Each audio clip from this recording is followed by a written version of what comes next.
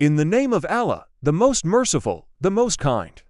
My brothers and sisters, today we are going to talk about the bridge over Hellfire. This is a very important topic that we need to know. It has been mentioned in the Quran, and also in the Hadith of the Prophet Muhammad, peace be upon him. So what is this bridge? What is so special about it? The first thing you need to understand is that this bridge is extremely sharp. It is sharper than a sword.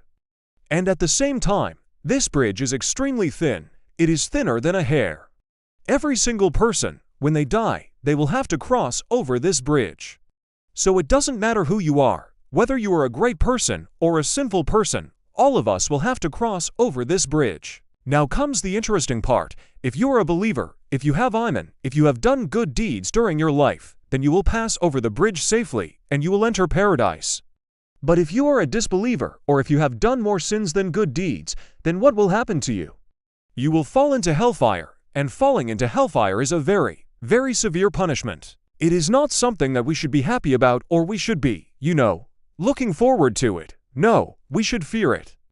And that is why we need to make sure that we are doing good deeds, so that we can be saved on the day of judgment. So what is the solution? How do we make sure that we cross over this bridge safely? Well, the solution is very simple, but it is not easy to follow. We need to have Iman, we need to believe in Allah, and at the same time, we need to be doing good deeds. We need to be among the righteous people. That is how we can make sure that we can cross over this bridge safely. There is a very nice story that I read in a book some time ago. May Allah bless the author of this book. So he said, imagine a person who is crossing this bridge. Okay, so he's almost at the end of the bridge, right? And suddenly he slips and he falls. But what happened next is very interesting. He said, while this person was falling into hellfire, he saw two things. The first thing he saw was the faces of his family and friends. They were all shocked, they were all surprised to see him fall.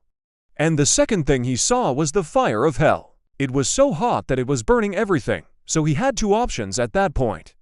Either he could go towards his family and friends and be with them in their suffering, or he could go towards the fire and burn in it. What did he do? He chose the fire. Why?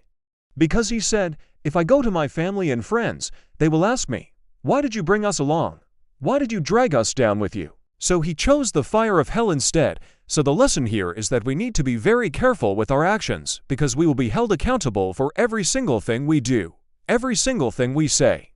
We need to make sure that we are doing good deeds, so that we can be saved on the day of judgment. So, brothers and sisters, let this be a reminder for all of us. Let us strive to be among the righteous people.